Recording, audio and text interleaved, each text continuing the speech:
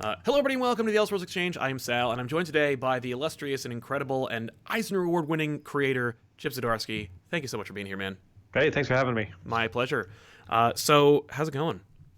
It's going good. It's a lot of work. I did some conventions, which means I'm behind in everything in my life. Yeah, that's exactly what conventions do. It's a Yeah, place where you don't make any money, but you do get to connect with fans, and you don't yeah, get to catch up with any work. It's amazing. yeah. Like for comic creators, it's kind of feast or famine socially. You're either by yourself every day, all the time, or you're around thousands of people at conventions. So it's an experience. Yeah, yeah. Yeah, I love conventions, but they are an overwhelming experience. I can't yeah. even imagine. You trick yourself because you're like, oh, it's a convention, so just the weekend. Right. But then, well, they're usually 3 days, maybe Exactly. 4 days, and then there's a travel day. Yep. And then you got to get ready for it, and then you're usually sick after you get back. So it's every show is basically like a week lost. And you're a double threat because you are an artist and a writer, so at least your table has stuff on it. When it comes Yeah, to writing, it's like, here are some books I wrote. I don't know. Thanks for coming. yeah. Writers, well, yeah, writers get it a little bit easier, I think. Yeah. They just have to like sign their stack and off they go. They can wander the show, but I do sketches and things, and you know, it takes more time. Right. Yeah. Dude, okay, so when I got into your work, it was actually through my wife's love of sex criminals, which with Oh, your awesome. work with the incredible Matt Fraction. Cool. I had no idea that you were an artist until Sex Criminals. It was my exposure to your work through Howard the Duck, Okay. which I was like, I don't think this guy likes Spider-Man. Uh, I love Spider-Man. I know you do. Howard the Duck is my love letter to Spider-Man. Which is hilarious. It's like one of those letters where it's like a roast, I think, where it's like, yo, I think you suck, but also I know everything about you in an intimate and like penetratively insightful way. So I only know your most like your darkest and deepest insecurities. Yeah, I feel like if you love Spider-Man, if you Yeah. truly love Spider-Man, that means you love the fact that he experiences pain all the time because it's what the character is. Yeah, he is just pain personified. Yeah, he's a fuck up. Right. He has to be. If he's not, if he stops being a fuck up, then he kind of stops being Spider-Man. Right. Yeah, nobody wants to see Spider-Man just have a good day and everything work out fine. Yeah, everyone thinks they do, but then it's like, okay, well, great, you've got that story. Now, what do you do for the next 10 years? True enough. Yeah. So through your okay, so I have to ask about your work on Peter Parker's Spectacular Spider-Man. Yeah. How did it come about? What got you onto the project? And ultimately, what made you decide that you had kind of like reached your limit on that book? Yeah, so at that point I'd done Howard the Duck and Star-Lord. Right. And I think I was also doing Jughead for Archie at the time.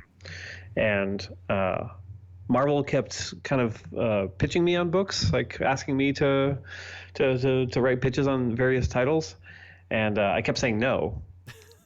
And then Reason? Just too much work? well, yeah, because like I was kind of knee deep in sex criminals, and the book. Yeah. I'll never get used to it. It's rough to talk about. It really is. Like to say out loud in polite society. Yeah, I'm knee deep in sex criminals. Like, Yeah, oh, my name is linked to that term on Google for the rest of my life. But yeah, unfortunately. But sex criminals, when I have a script in front of me, it takes those are like 8 to 10 hour days just drawing, and so any kind of writing project has to be done either in the morning, right when I wake up, or in the evenings before I go to bed, and on weekends. There's just no time to take on projects. So Marvel kept pitching me things. I was like, well, is this worth me not seeing my wife? Right. And it wasn't until Spider-Man. And I told my wife, well, we're going to have to not see each other for a little while. Yeah. I mean, I actually hesitated because of that reason, which I think surprised the editor. And I'm like, I have to go think about this. He's like, what? Like, This is a Spider-Man book, man. yeah, who goes and thinks about doing Spider-Man? Right. But A person who cares deeply about his relationship. yeah, exactly. But I had to go and think what I wanted to do with the book. Right. And I quickly kind of came up with the idea. And the idea, before I even started writing, I had about I guess say 15 issues kind of plotted out. Wow. Just because, when you're taking out a big title like that, you have to kind of run a fair amount by the editor, not just your first like 3 issues. Like, Sure. because they had a mandate for the book, and I had my own mandate for the book, and wanted to make sure that it worked out well. So yeah, kind of like leaving the book was like kind of when I was nearing the end of, I guess, the 15 issues or so. I had a few other ideas, but I was like, well, do I have the kind of ideas where I should kind of keep doing this? Like, are these things that are really exciting and the kind of thing that you stay on a title for? Yeah. Because I think there's a danger of staying on a title just to stay on a title. Yeah, you don't want to spin your wheels. No, and like it'd be nice to afford someone else the opportunity to do Spider-Man. Like Totally. they ended up changing it to Friendly Neighborhood Spider-Man, but still, like I don't think Tom Taylor would have that book if I hadn't left, and kind of opened up the slot. So yeah, it just kind of came down to, I think I'm done. Like, Yeah. it was a hard book to do because of the schedule on it and rotating artists. So you're kind of writing ahead for some people and changing styles as you go. Sure. I think it was like 18 issues in a year was the schedule of it. That's dope. And I had this idea for kind of my final issue, and I'm like, once I kind of had that, I'm like, oh, that should be the final issue. Yeah. Like, you can't just kind of pick up with the next issue like you hadn't done that, Mm-hmm. Yeah. The Doctor Doom time traveling, like alternate reality Spider-Man story, of course, that spun out of the huge dynamic shift in his relationship with J. Jonah Jameson and all that. How much friction or opposition did you have to face when you were like, oh, I'm going to have him come out to J. Jonah Jameson about his identity again? Yeah, it's interesting. So in my initial layout of all the issues, issue 6 was going to be my dinner with Andre kind of thing. So my dinner with Jameson. And as I was kind of plotting that out, as I got closer to the issue to figure it out, I kept running into the thing like, oh, how does it end? Right. Just kind of like this back and forth. And so I had the idea to have him reveal his identity to Jameson, and I kind of like figured out what that would create beyond that initial revelation, kind of change their dynamic. And so I pitched it to the editor, Nick Lowe, but I pitched it among like two other things that I knew weren't going to happen. Was that kind of like the other two were like so far out of the reach, you were like the Jameson thing seemed reasonable? Yeah, a little bit. One I knew for sure was a no. One I knew I'd have to really fight on, and then the Jameson one felt like the one I could actually get done. And the editor's only kind of thing was, well, he wanted me to justify it story-wise, and I kind of told him what this means, why it's the best time for it, what kind of stories can spin out of it. And then he was like, okay, well, how do you undo it? like if 15 issues in, it doesn't work. Yeah, we're like, it doesn't work. We need to change the status quo. How do you undo this? Yeah. And, there's a part of me that's just like, what the fuck, man? It's comics. Like, Professor X fucking rolls up in his wheelchair and wipes his mind. Like, right. But I came up with something a bit more elaborate than that, just to kind of satisfy him. Sure. That we had an out if need be. But I think it kind of quickly became a thing where I was having fun with it. Yeah. And Dan Slott was having fun with it too. And I think now Nick Spencer's having fun with it. So it feels great to actually have a major change like that kind of carry on beyond. It wasn't just like, hey, remember that time during Zdarsky's run when J. Jonah Jameson knew who Spider-Man was and they kind of did nothing with it? Like, no, it's actually really cool. Yeah. Like it's impactful. Yeah, and we had to make it different than what happened during Civil War. Right. When it was revealed. So I had to kind of figure out what the change would be by doing it now versus then. Because then him doing it to the world kind of was a slap in the face to Jonah. Right. He took it really personally. Yeah, because it was so public. Yeah. It was like public shaming of J. Jonah Jameson for all these photos he ran and his tirade against Spider-Man all these years. Yeah. But I felt like now, because it was one-on-one with Jameson, and also because they were basically brothers. Exactly. for a while. Like, yeah. I felt like the relationship had grown closer, that it would change that dynamic. Yeah.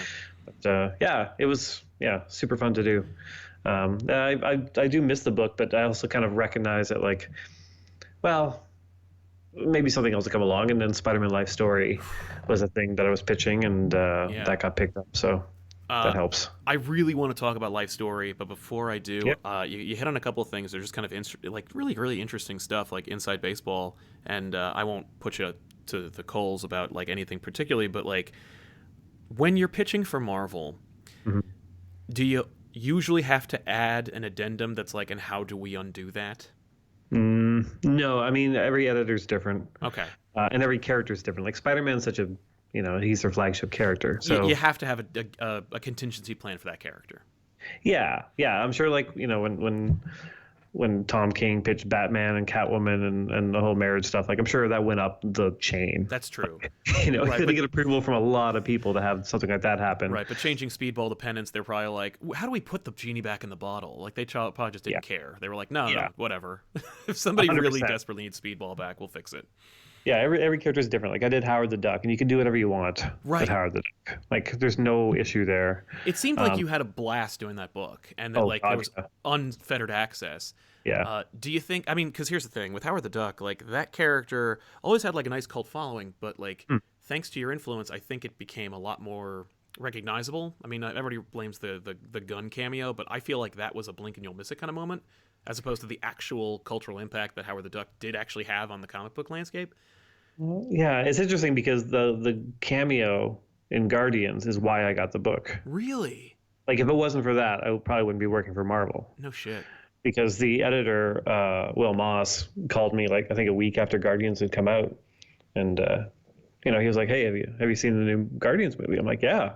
It's like, "Did you stay through the credits?" I'm like, "I did." He's like, "Howard the Duck, huh?" I'm like, "Yeah." It's like, I think we could pitch a Howard the Duck comic now. Right, because people are asking what the hell was going on in there. Yeah, exactly. It's a small moment, but it was still enough of a moment that can spark some extra interest in the character. Yeah. So that's what started that.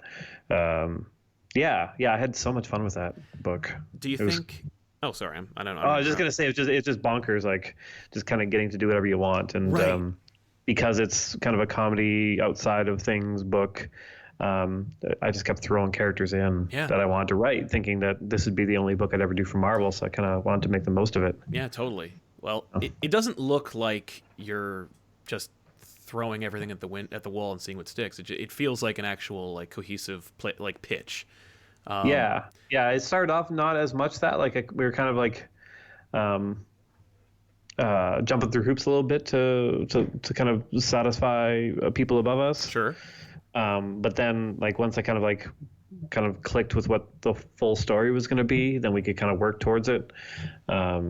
Yeah, because it's the challenge with a book like that. You don't want it to be just kind of one note, kind of jokey thing. Right. You kind of want to build towards something and say something with it, something that differentiates it from the original Howard the Duck run. Exactly. Yeah, but Joe Quinones on art, like I'm so glad he stuck around for the whole thing. Yeah. He just drew a 4-pager. Him and I did a Howard the Duck 4-pager for a War of the Realms tie-in. Oh, nice.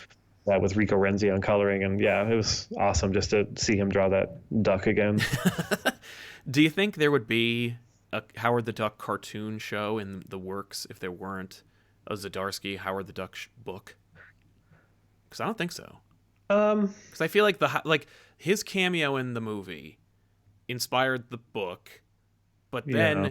maintained it because the movies, they take forever to make. They take forever to come out. Most people don't see the friggin' post-credit scenes anyway, which is surprising to me at this point in the comic book movie world. People are like, "Oh, there was a post-credit scene." I'm like, "Really?" Like, whenever you're sitting in the theater, like opening day, and like people are getting up, like, "Where are you going? You going to the bathroom really quick?" Like, because there's more.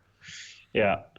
My ego would love to think that it has something to do with my book, but I don't think that's the case at all. I don't know. Yeah. Because everything I've heard about the project, it's all references to the original comic. Really? It's all Howard and Bev and Dr. Bong and Oh, okay. that kind of thing. So, I mean, they're going to do what they want to do, and Sure. I'm totally fine with it. But yeah, I don't think it has much to do with our comic. Right. I might be surprised, and maybe things will pop up in there, and that'll be cool. Yeah. See, it's funny. The one effect it had was when Howard showed up in Guardians of the Galaxy 2. Yeah. they redesigned him to look like Joe's drawings. That's what I noticed as well. It was very much reminiscent of Yeah. the like image you see whenever anybody Googles Howard the Duck nowadays. Yeah, yeah, and that's super cool. That's Yeah, super cool. And there was one point. um, I'm just gonna say this just kind of quickly, even though it's the kind of story that should probably take an hour to tell. sure. Uh, we put Leah Thompson in our book as a character, Yeah. the original actress from Howard the Duck, and at some point after that, she contacted me to pitch a Howard the Duck movie to Marvel. Really? And so I got caught up in this craziness in which I flew out to LA and stayed with Leah Thompson, and then went to Marvel Studios and pitched a Howard the Duck movie with her last year. That's Which awesome. very surreal, and because I grew up watching her stuff, and like Sure. I love Marvel movies, so we did that, and it went well. But then they announced the animated TV thing, so I think Right. that's probably dead in the water, or it will just turn into something else. Yeah, yeah. They may. Yeah. Well, they rarely want to get two bites of the same apple when it comes to media. So. Yeah, Still. yeah, especially a character that's like very niche like that. Like you Right. can have Spider-Man cartoons and movies and whatever, but Howard the Howard. Duck. Not so much. You have had an incredible background in newspapers as well as comics. Yeah. Did any of that work help you prepare to start working in comics? Because like I'm always fascinated by how people break into the industry and how they use their previous experience to like kind of redefine what the industry kind of like is and what a writer of comic books does. Yeah. It helped me immeasurably. Like I wouldn't be doing this without the newspaper job. Yeah. I worked for a national newspaper in Canada for about 13 years. Started off kind of part time, and then turned into full time when I kind of created my own position there. Hmm. Because they never quite knew what to do with me, because I could write, draw, and I could do videos, and Yeah. I'd be an illustrator and a cartoonist, and write columns for them. Hmm. A lot of political stuff, but the stuff I learned was to do things fast. Right. Like that's that was the big thing, because like most assignments at a newspaper would come in around 3 or 4 in the afternoon and has to get turned around by 6 or 7. What, that day? Yeah, Oh shit. like drawings, graphics, whatever it is, like to meet the first deadline. Yeah. Um, so it taught me speed, and it's taught me to be concise. Like I remember the first thing I pitched was like I've been doing kind of graphics for them for years, Okay. like maps and stock charts and things like that. Gotcha. And then I was like, oh man, I should start pitching like written stuff. And so I would pitch these like kind of fake graphics, kind of jokey graphics that they could run. And I would write these, jokes to go with them. And I remember the editor coming over like, this has to be cut by like 3,000 words. Like, this is insane. Like, just get to your punchline, man. It's a Right. newspaper. And I'm like, but all my words are so precious. Yeah. And they weren't. And that's the big thing I learned, is that, be concise, and your words aren't precious. Right. And that's the big thing. Like, it makes it a lot easier to do multiple drafts, and not lose your mind when an editor says you have to change, several pages of dialogue. Sure. Because I think a lot of people, that's where they stumble when they come in, because they're like, I'm great. And then somebody says, no, you're not. Yeah, and that's just a wall for some folk where it's just like, well, that's the end of that. Yeah, 100%. 100%. Yeah. But newspapers taught me to, again, not be precious. Right. And like just the variety of like skills I picked up in terms of like programs that I used. Right. Like when I do sex criminals, like, I lay it out in Photoshop, and I do all the lettering in Adobe Illustrator and all the graphic elements, and I do page layout in InDesign, and coloring back in Photoshop, and Yeah. I draw it all in Manga Studio. Like, these are all kind of programs I picked up when I was at the newspaper. Yeah. So that helped a lot. Definitely. Well, because those are all tools of the trade. I'm sure that comics use those literally every single for every project. Yeah. So having that familiarity definitely would help. Yeah, for sure. It's funny because comics are like the turnaround is unbelievable, but the newspaper thing sounds actually even more stressful and fast than the Yeah. comic turnaround. Yeah, it is, and it's yeah, you just get used to it. You get Right. used to like people kind of running around a newsroom as like, the shit hits the fan just before deadline. Sure. Or you have a Yes. psychotic episode. Yeah, yeah, which every week or so at a newspaper. Yeah, fair enough. Yeah, so switching over to the kind of project where you have a month to do a book, Right. You're like, oh, what am I going to do all this time? it's crazy. Yeah. Your graphic experience, I think, definitely helps to contribute to some of those incredibly funny how to draw Marvel characters that you have in the books. And ladies and gentlemen, if you're not familiar, you need to be, because back in the day, they used to have these cute little like 3-panel how to draw, where they'd be like, draw an oval and then draw like a more interesting oval, and Yeah. then you're done. And it's just like, there's no way there's any teaching going on. There's no learning, and it was just this like really weird half-hearted attempt at explaining how to like get into art. And it also is like, it harkens back to like old school art books that I used to read when I was a kid. I mean, I'm sure everyone here has a copy of the like How to Draw Comics the Marvel Way, which Yeah. is a fun book to own, but not exactly the best teaching tool. I wildly disagree. Really? It Okay. is probably the best instructional art book. You think? Yeah, Why? 100%. What explain? Because I feel like It goes through everything. I feel like it skips steps. I think it's harder Well, yeah, to fill in the skips, gaps. You're it like, skips the big step, which is get really good at it. which all of these books do. Like, unless you're like teaching someone to draw exactly this character, like step by step. yeah, But How to Draw Comics the Marvel Way teaches you the tools to start to become a great comic illustrator. gotcha. Instead of just copying a thing. Like, Right. we talked about it. We were at I was at the Marvel Summit last week, and we were talking about that book in the room. Like, it's a book that should be in the hands of every comic artist. Yeah. Because even modern comic artists forget a lot of the rules that were kind of laid out in that book. That's true. Perspective. I remember there's that great moment in it where it shows you like a flat image, like a flat action image of like the blob monster, but like breaking through the wall, and Yeah. then it's like, no, show like an upward angle. Like remember to Yeah. position the camera in a different place. Yeah. That book actually helped me kind of like when I was shooting like movies and stuff as a kid, like because I remember being like, oh, I got to get these different angles. I got to get like different dynamic poses. Like, those are more important. Yeah. When I decided that I wasn't going to pursue drawing anymore, which may have actually been my fault more than Marvel's book, certainly. But yeah, I mean, what you're referencing there, like those pages where it says like it's John Buscema drawing things normal Right. and then drawing them the Marvel way, and that's one of the big things that is lost a lot in kind of modern comics. Yeah. Is kind of the dynamism and how to keep visual interest on a page. Yeah. Yeah, no, I love that book. Like, every time I buy another copy, I end up giving it to someone, either a kid or an artist who's kind of getting into comics, because it's super, super worthwhile to have. Yeah. And it's super inexpensive. You can get them anywhere. Yeah. Any Michaels, I think, probably usually has them. Yeah. But yeah, those how to draw,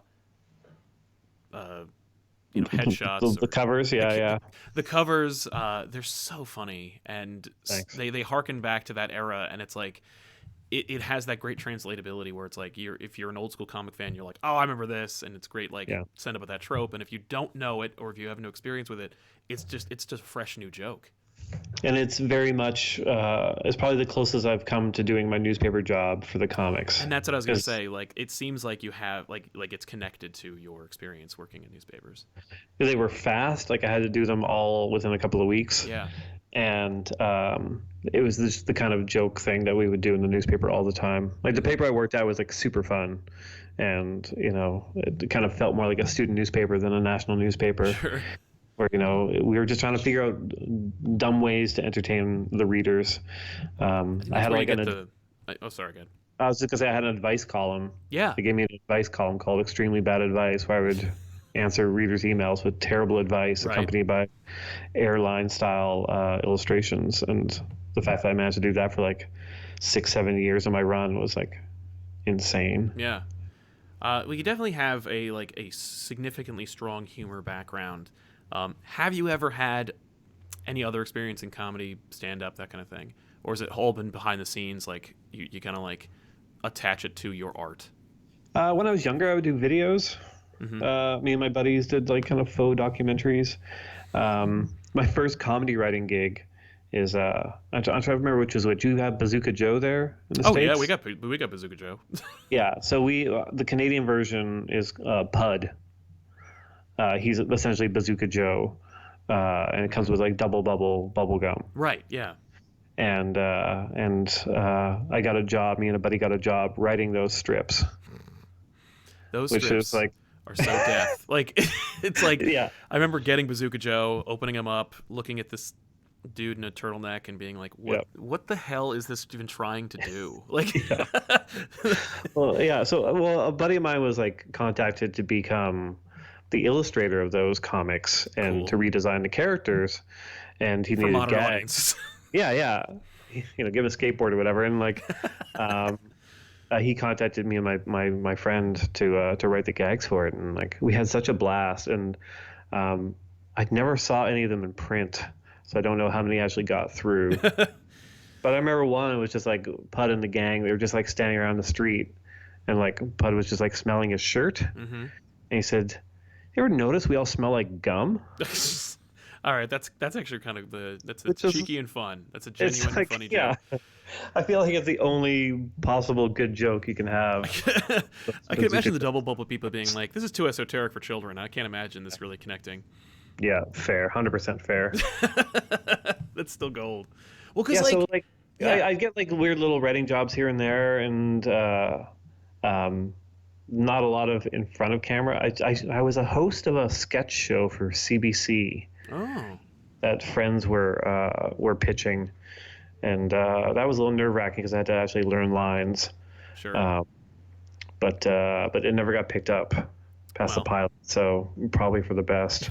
I always want to do stuff like that. I always want to, like, talking about directing, like I'd love to write and direct movies. I think that'd be so much fun. At least one or two, Well, you're no stranger to the camera. I know that, like, in preparation for a bunch of like books that you're working on or have worked on in the past, you did these incredibly amazing YouTube videos and Facebook Live videos that you were like generously offering to comic book retailers and being like, "Oh no, I'll make custom videos for you." Do you remember how many you actually wound up making? For Daredevil, I did something like 53. Yeah.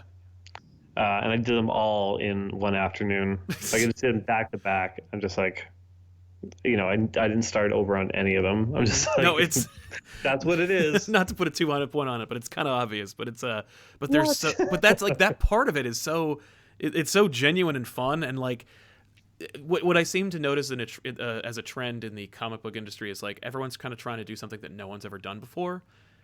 And that's kind of something that no one's ever trying. Like just having creators go like, "Hey, I'm in front of the camera. What's going on? Let me sell the book directly to you." There are a lot of avenues to kind of stand out and show your personality and get people on your books. A lot of people see it as a slog, like, "Oh, I got to log into Facebook or Twitter or whatever." But yeah, I've never viewed it as that. Like, I'm excited about my stuff and I just want to let people know, and I don't want to bore them with the sales pitch. Right. Yeah. So, yeah. You think you're really going to like this one? You're not going to believe what happens to Daredevil in this episode. Like, no, it's like, let's have some fun. If you're going to buy the book, you're going to buy the book. Yeah.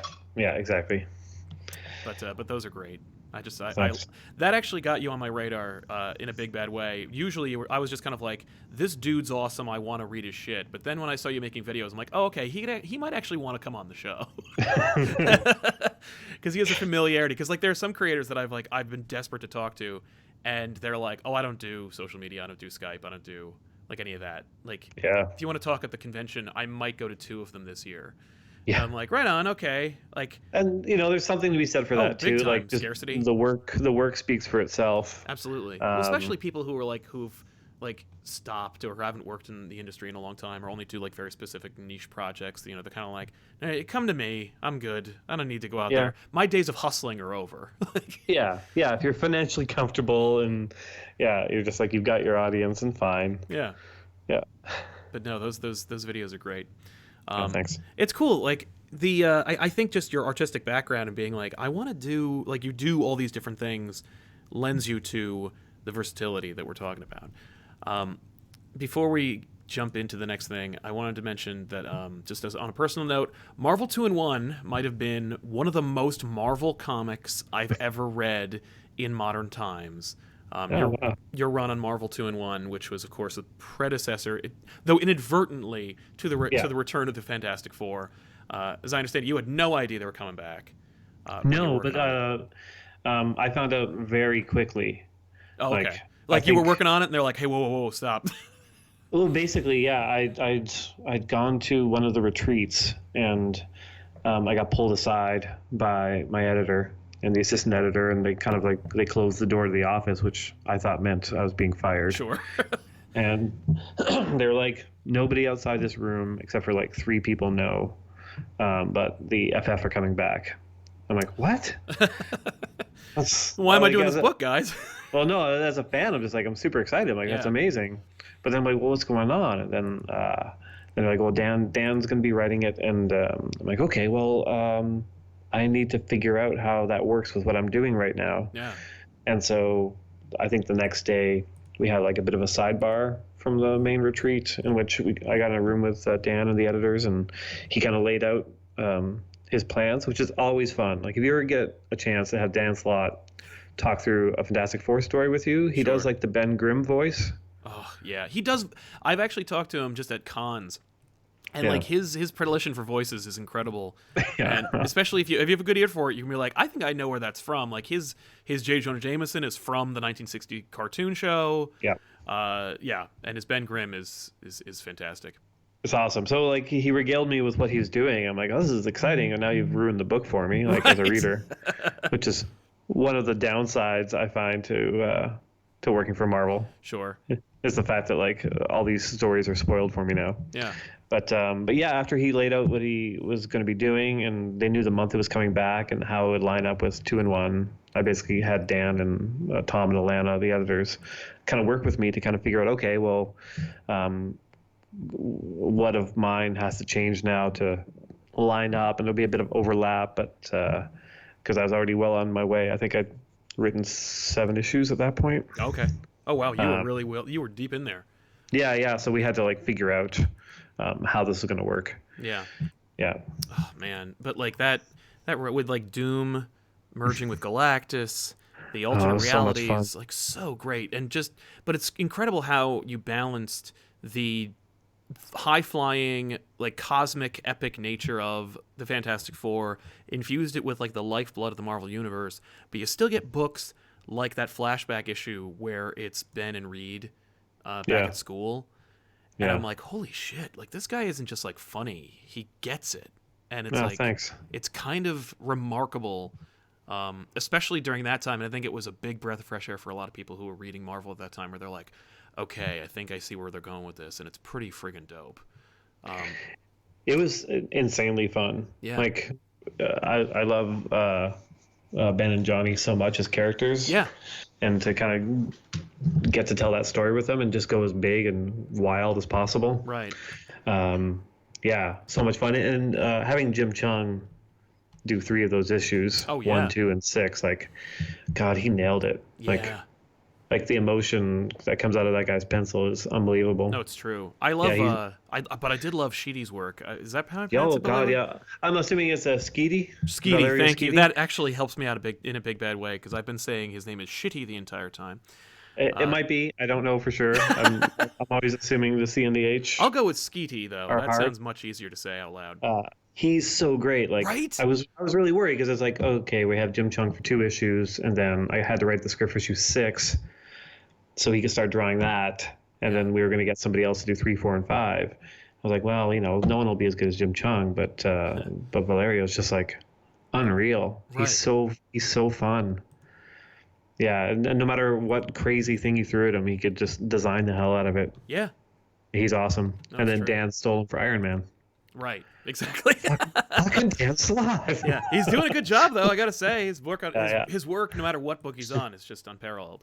Yeah, no, his stuff's great. Yeah. I'd work with him again in a heartbeat, and Jim Chung especially. Like we've talked before about like that. This was this felt like a very synergistic, like him and I working together. Like I Yeah. think he enjoyed it, I enjoyed it. He sent me a page of original art from issue 6, Oh, and it's just gorgeous. that's always nice. Like, Like, yeah. because they don't. By the way, they don't have to do that. Like most folk No. have to buy the art. So And that's I really offered to cool. buy because I offered to buy from issue 1, issue 2. Yeah. He said that he wasn't letting any of it go. Like he wasn't even Oh. selling it because he just loved the work that he did on it so Yeah. much. I'm like, that's good to know, but I really want a page.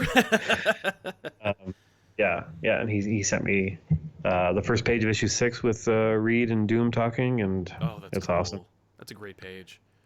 Yeah, I Um, love that book. That was so much fun. it's yeah. That Marvel 2-in-1 number 1 I think is one of the most recent, like one of those books where I keep buying it. Like it keeps like I keep finding it like either in like a dollar bin or like it's signed, and I'm like, well, got to get another copy of Marvel 2-in-1. It's such a good book. Cuz it's like That's awesome. as a kid I wasn't really a Fantastic Four fan. No? I was more of a Spider-Man guy, which meant that I treated the Fantastic Four like my extended family, where I'm like, oh yeah, Yeah. no, I care about them, but like I don't want to read any of their books. Um, Yeah. but over the years, like family of course got more important when you get older, and you get more connected to those characters, and their absence in the Marvel universe was like so seismically felt that it was like, oh, you like I kind of really like am going through withdrawal. Then you go back and like read some of the Byrne era stuff, and you're like, Yeah. oh yeah, no, this is a vacuum. And then Marvel 2-in-1 comes on the scene like a friggin' thunderbolt. Nobody was expecting it, and I remember like in the critic community, people were just like, "Have you been reading this book? Like, holy crap!" And yeah, and it was a real bummer when we heard it was like wrapping up, and it's just like, yeah, Yeah. It felt like the appropriate thing to do. oh totally, yeah, Yeah, it was one of those things like we could have kept going, and I was like, well, like I don't know if the world needs 2 Fantastic Four books. right, Like it would be fun to write the characters, but kind of the beauty of writing Marvel 2-in-1 was the fact that um, I kind of had the keys to all the characters yeah, of the FF and could do whatever I wanted. And then I would just find myself in the same position I was in with Spectacular Spider-Man, exactly. where almost literally, because like Dan doing amazing Oh yeah, meant that I had to kind of make sure what I was doing jived with what he was doing, right, just to make sure I don't step on any toes or wreck his plans. And I'd be the secondary book to FF, and like I'm sure would have been fun on one level, but on the other, it would have been like, oh, okay, well, I want to bring these characters and have them do this, and have this character die, but I can't do that because of this, and like, yeah. yeah, would have been too many kind of hoops to jump through, I think. Can you tell us a little bit, and if not, that's cool, but like I would love to know, and this is just kind of like as a comic book fan, when you're doing books, like when you have side by side titles like Amazing Spectacular, or in that case, Fantastic Four and 2-in-1, running concurrently. What is, if you can give us like a kind of truncated version of like the process by which you guys share notes and like not step on each other's toes so that you can work in tandem with each other? I was lucky because as soon as I got the job for Spectacular, I flew to New York and had a lunch meeting with all the editors on Spider-Man and Dan. So Dan told me everything he had coming up in the next year or two, and I told him everything I had coming up in Spectacular. And so we just kind of filled each other in like in person, which helped a lot. So and nothing, like I made sure in Spectacular there's a lot of time travel-y alternate universe stuff happening in the book. So you could stay out of the main universe a little bit. Yeah. So I could stay out of his way because he was doing like, because that first meeting, like he laid out his whole plan, Yeah, which was massive, sure. like for when he was going to jump off the book. Yeah, So I'm like, okay, well, that's pretty big. So I don't want to get in the way and like have Spider-Man doing some jokey stuff over here while, all this stuff's happening. So, I was just very conscious of it and made sure that whatever I was doing stayed out of his way, and kind of alternate universe stuff Right. helped with that a lot. So it really, I mean, it ultimately comes down to the editors to kind of traffic manage that stuff. Yeah. Like if I had like a very specific question, I'd email Dan. But otherwise, like, if I had to reflect a change in my book, then the editor will usually flag a thing in my script. I gotcha. The bigger issue is actually the Marvel Universe as a whole. Because sometimes the editor won't know something's happened, and then the script my script will come in and he'll be like, oh wait, yeah, no, Black Widow's dead. Which is the thing that happened. Yeah, no, that Or sounds like yeah. Shield. When you do the Like when you do the when you align the timelines, you're like, oh yeah, Secret Empire, yeah. yeah, like Shield was dissolved, but Right. I'd already made Teresa Parker a Shield agent. Yeah, so what the hell are we doing now? Yeah, like we had a free comic book day comic, at the printer, in which he's wearing like a Shield uniform, Hmm. and then we found out that Shield was no longer a going concern. I'm like, well, my whole thing is about her being a Shield agent, so you kind of like you have to kind of reverse engineer it. You have to figure out like, okay, well, why is she a Shield agent when Shield doesn't exist? Yeah. We created this offshoot of Shield that was like called the Gray Blade, which still exists after Shield. So, again, you have to jump through the hoops to make it line up, Sure.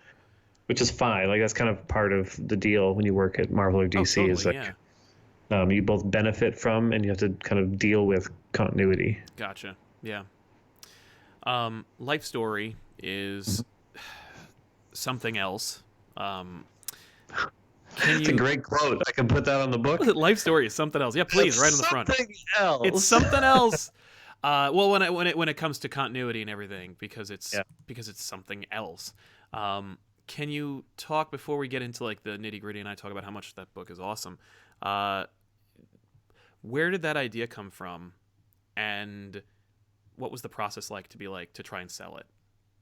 Well, a couple of years ago, I had the idea that I wanted to do kind of this like big maxi series Hmm. um, about the Marvel Universe, as if the sliding timeline didn't exist, Sure. that everything occurred in real time. And so I had like huge plans, like, stupidly had huge plans. I'm like, oh, and the first 50 issues will be about this, and then about this. I'm like, just really out there. Yeah. I'd soft pitched it before to editors, and nothing ever lined up. And then when I was doing 2-in-1 with Tom Brevoort and Alana Smith, like Tom, he's been at Marvel for 30 years, Yeah. and he knows everything about the characters, like everything. You could run anything by him, and he'd just know it. Hmm. So I pitched it to him because he seemed like the right guy, Sure. and he was like, I like it, but it's like, it's so big. Like, what's our focus? And I was like, well, the focus could be these characters. And he's like, okay, but I don't know if that works like as a whole. And I was like, yeah, he's kind of right. Mm. And then he's the one that kind of came back and said, what if we just made it Spider-Man, but in that universe? Oh. Because he's like, because you're just wrapping up Spider-Man, and like you'd have another Spider-Man thing, and people would already know if they like your stuff on Spider-Man, they come over to this. Right. And I'm like, okay, that makes a lot more sense. But a lot of the kind of the plot elements that I had in my larger Marvel Universe pitch still wound up in this, That's because you still have to kind of like, you have to keep in mind the evolution of the world and all the other characters alongside Spider-Man. Right. So that's how it started.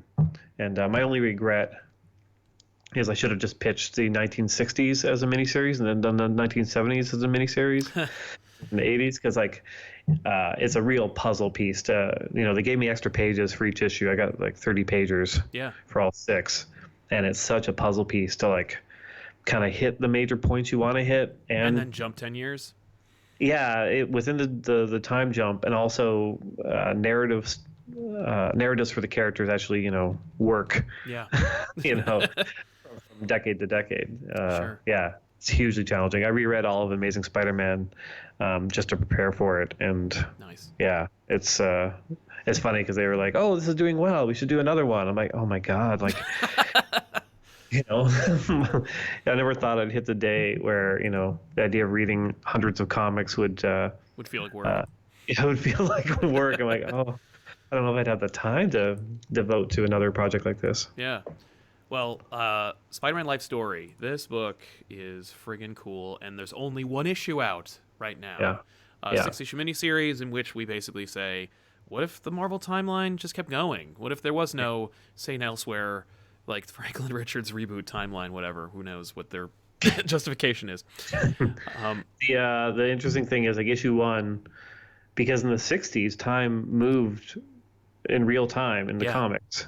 So there wasn't a lot, like I kind of like had to find these weird little areas where I'm like, well, maybe this would shift a little bit, and maybe this, Right. this character would know about this and that. Like, so it doesn't really give you the premise in issue 1 until the end with Captain America.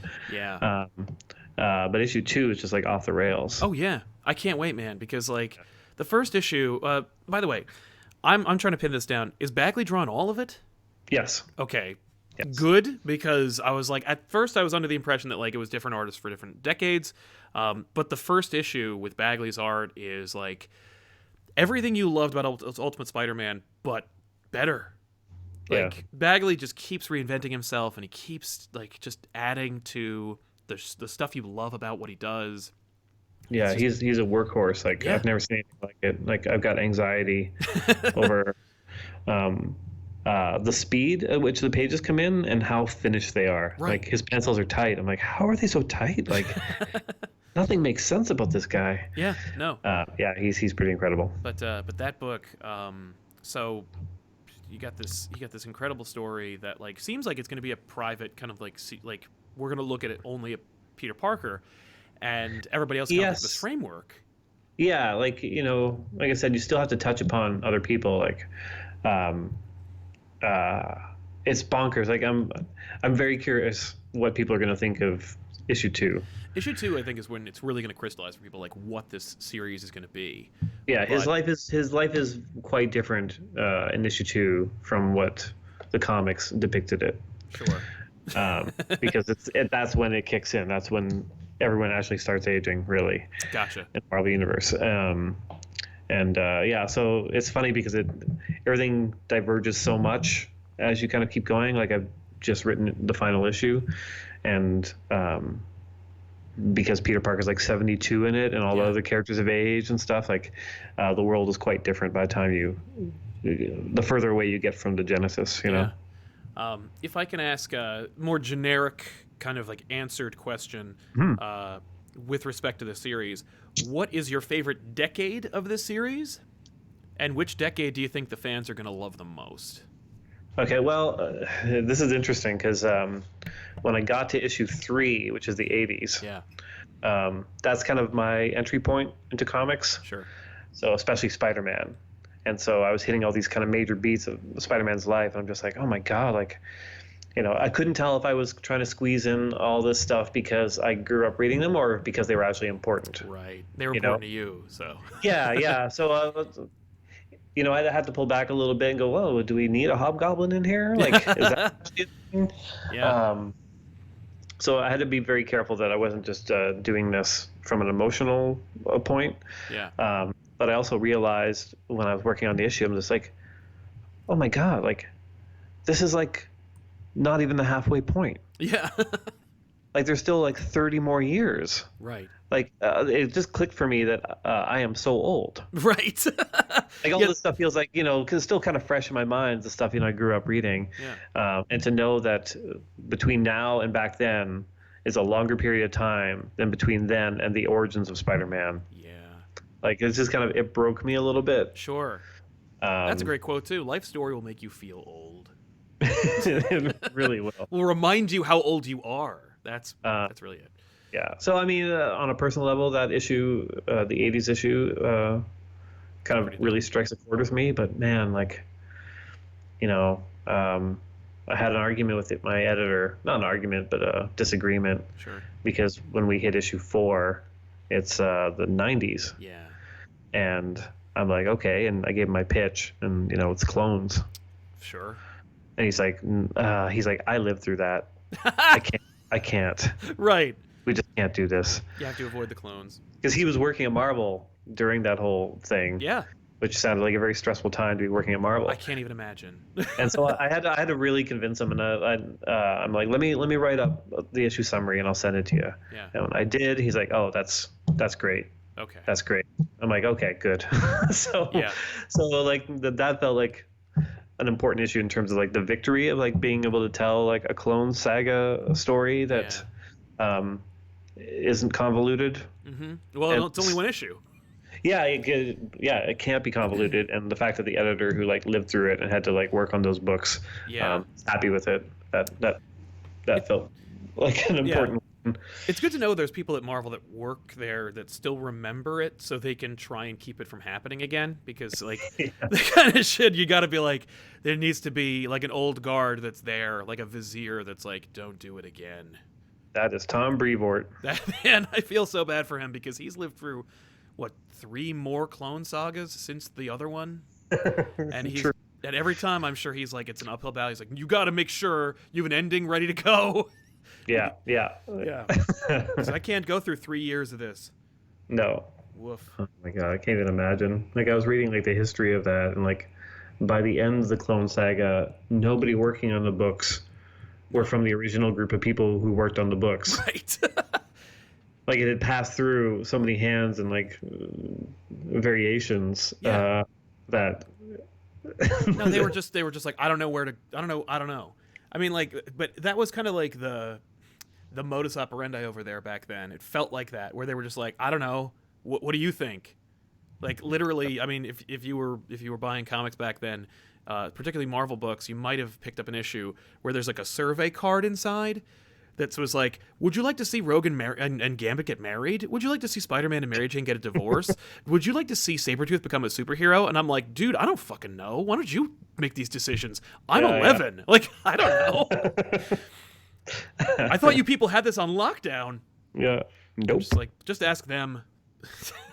Yeah, I mean, it's the victims of success. Like, yeah, Clone Saga sold, so they just kept telling Clone Saga. Yeah. And without a way out. No, but that's cool. I'm really excited to see where it ends up from a story perspective. I can't wait to see like what you chose and what elements like you feel like kind of like encapsulate that character in that time. It's unprecedented, this title. It's tricky, yeah. You're also doing beautiful covers for these books. Oh, thanks. And you're drawing them, so like, and they're great. They remind me very much of the Tim Sale Spider-Man Blue book. Oh yeah. Where each page is very heavy and like it's a very graphic page, graphic oriented, I should say. Like one symbol, one image, and Spider-Man like kind of connected to it. The next one is the 70s. It's a disco ball with with a pumpkin bomb. It's gold. I'm quite proud of that one. It really, it's funny. I was actually looking at it in preparation for the show, and I was like, I felt like the Saturday Night Fever like disco like note that you think of every time you think of like the 70s, and it was like it really worked, and I'm like I'm so excited for this book. The covers have been a fun challenge because I went to school for interpretive illustration. Really? And kind of the heart of that is kind of finding combinations of things. Sure. Like you're summarizing, a magazine article or a newspaper column or whatever, with a visual that kind of like reveals something new, usually through combination of imagery. Okay. And so these covers kind of feel like that, especially like, disco ball, but it's also the pumpkin. Exactly. And there are a few more kind of coming up that I'm like pretty proud of. Yeah. But I'm happy that Marvel let me do them because it was kind of a bit of a wild pitch. Like, oh hey, here's this idea and here's this very bookstore looking cover. Right. And they were like, yeah, it'll stand out. Right. That's the thing. I think no. I mean, most of the big sales come from bookstores nowadays. So. But maybe not necessarily individual issues. Like, no. But I think it was like the last retreat. I went to the office and in the editor's office, he has all the covers that they're working on right now, kind of like pinned up on a wall, and the Spider-Man one jumped out. I'm like, okay. Yeah, it was issue 5. It was the Captain America one, and it's just like, oh yeah, you could spot that from across the room. That's so awesome. That feels like a success. So right. Yeah, we'll see. That's exciting. Yeah. We didn't even get a chance to talk about your image work, and that sucks. But I gotta ask, what's coming down the pipeline for Chip Zdarsky in the next couple months? Well, Daredevil and Invaders are the big ones. Yeah. The Daredevil launch seems to have gone pretty well. Everyone's into it, which is nice, and Invaders as well. Yeah. I think people are going to be pretty surprised with Invaders. Issue 4 comes out this week, and it's kind of the secret history of Namor. Yeah, I'm hearing some good buzz. Yeah, and we weaved in Charles Xavier which is always makes for a fun time. Sure. And issue 5 and 6 are just relentless. Like, Nice. I got all the art in from issue 5, and I was like, oh my god, like I don't know how people are going to react to this. Like, it's really over the top. That's exciting. Yeah, It better be. I mean, it's a comic book. It's got to be over the top. You gotta blow the doors off every time. Yeah, and I love Namor, like, and I love Captain America, like, Yeah. having those two go head to head has been a blast. Definitely. And Daredevil is like, Oh, Daredevil. it's It's so dark. It's also relentless. It's so bleak and yet like it encapsulates the character. This damaged dude. It's very like House MD meets superhero. I'm digging it. Oh, thanks. And the I don't know if you're caught up with issue 3. Mm-hmm. The end of that shows the Punisher. Yeah. And issue 4 is just like, it's so much fun writing the Daredevil Punisher relationship. I love seeing it. And I feel like you're gonna blow the doors off with that character. Like, Yeah. I haven't seen you really work with Frank in a while. Like, outside of like maybe like a joke or something. Like, Yeah, we did a joke story, myself and Jason Latour and Howard the Duck. yeah, exactly. It was a lot of fun. Right. But yeah, in this Set case, against it's like, Daredevil. yeah, trying to sum up the Punisher in an issue, and give something new to that relationship between Daredevil and Punisher. That was a ton of fun. And I'm getting art back from issue 5 from Marco right now, and it's like, oh man, it's just so good. He's so good on that book. Yeah, he's off after arc 1. He's coming back for arc 3. And I know Marvel offered him other things, and he's like, nope, I'm on Daredevil. I'm like, oh, thank God. Good, because he's doing a great job on that book. Yeah, he really is. I wanted to ask about, in regards to your own art, there's that incredible moment in Peter Parker Spectacular where there's the proposal scene. Okay, yeah. Was there, besides the delight, was there? Did you hear from the other guys? Did they? No, they didn't call. I mean, I think Tom had fun with it on Twitter a little bit because it's clearly done with affection. Like, yeah, no, I didn't think it was like mean. I thought it was just kind of like a fun, like, yeah, we know what you're doing.